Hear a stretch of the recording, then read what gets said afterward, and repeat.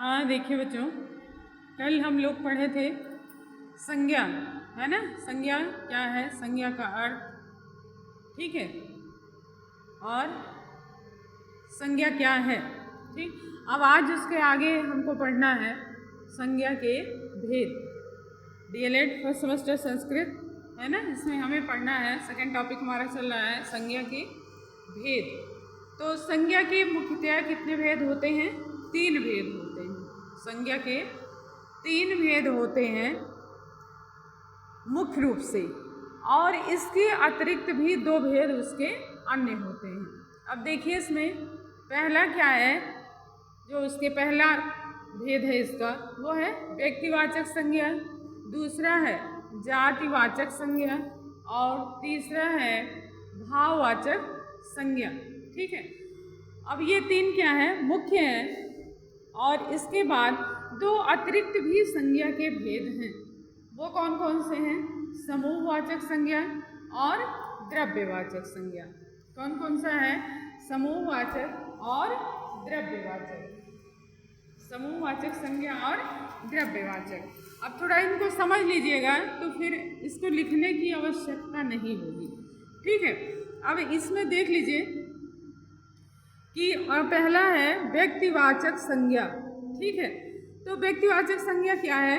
वह शब्द जिनसे किसी व्यक्ति विशेष, प्राणी विशेष, स्थान विशेष, है ना। व्यक्तिवाचक संज्ञा क्या है?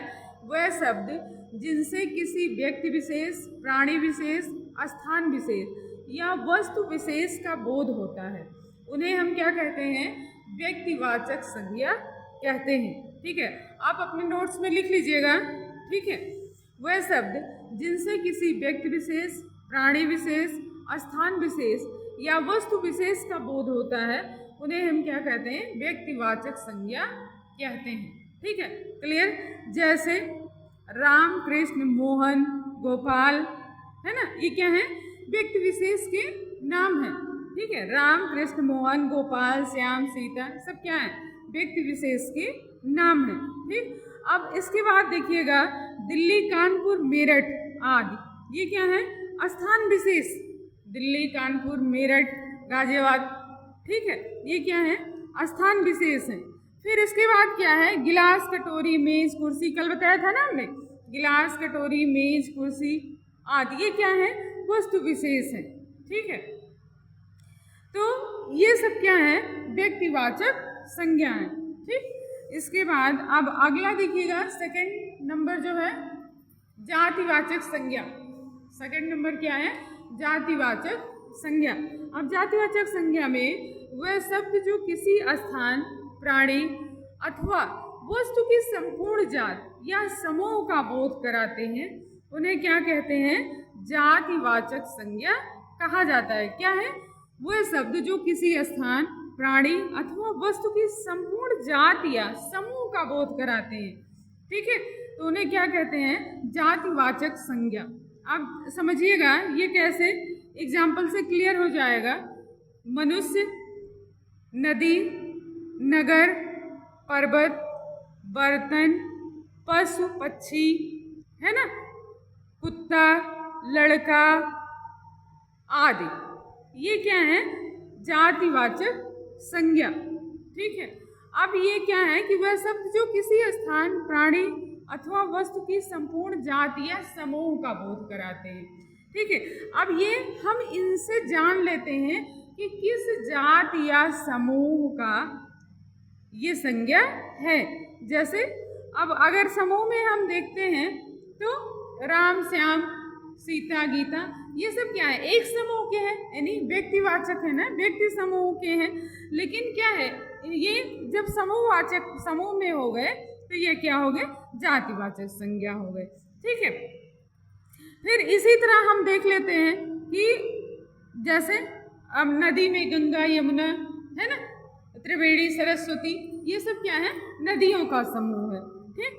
फिर इसी तरह से और भी जानवरों के, जैसे एक लड़के हैं, 2 लड़के हैं, कई हो गए, ठीक है, तो ये सब क्या है? जात या समूहवाचक हो गए। फिर इसके बाद अब आगे देखिए भाववाचक संज्ञा। भाववाचक संज्ञा क्या है? थोड़ा लंबा हो जा रहा है। जिस शब्द से किसी के गुण दोष दशा स्वभाव, है ना, भाव आदि का बोध होता है। जिस शब्द से किसी के गुण दोष दशा स्वभाव भाव आदि का बोध होता है उसे हम क्या कहते हैं? भाववाचक संज्ञा। जैसे हम क्या कहते हैं? ईमानदारी, सच्चाई, वीरता, है ना, लड़प्पन और बचपना, ये सब क्या है? ये भाववाचक संज्ञा है। क्योंकि बच्चे को जब हम कहें कि वो किसी वृद्ध की तरह इंप्रेशन करे तो नहीं कर सकता, है ना, और यदि व्यक्ति दुखी है तो उसको हम कहें कि वो प्रसन्न होकर दिखाए तो नहीं हो सकता, है ना। वो जिस भाव में है उस समय वो उसी को प्रकट करेगा, है ना। तो घृणा, नाराजगी, गरीबी, अमीरी, गर्मी, सर्दी आदि ये सब क्या है? भाववाचक संज्ञा है। क्लियर? इसके बाद आगे क्या है कि समूहवाचक। अब समूहवाचक वह शब्द जो किसी समूह या समुदाय का बोध कराते हैं। अब ये समूहवाचक क्या है? अन्य, जो इसके अतिरिक्त अन्य भेद है ना, तो देखिए समूहवाचक संज्ञा, इसके अतिरिक्त जो अन्य भेद हैं वो क्या है? समूहवाचक संज्ञा है। तो वह शब्द जो किसी समूह या समुदाय का बोध कराते हैं उन्हें समूहवाचक संज्ञा कहते हैं। जैसे भीड़, है ना, जहाँ भीड़ होती है वहाँ कई समूह होता है ना। भीड़, जुलूस, सेना, खेल आदि ये क्या है? समूहवाचक संज्ञा है। फिर इसके बाद लास्ट देख लीजिएगा, द्रव्यवाचक संज्ञा, है ना। मैंने शायद इसको नहीं इसमें इंगित किया था, द्रव्यवाचक संज्ञा, ये देख लीजिए। तीसरा है नहीं,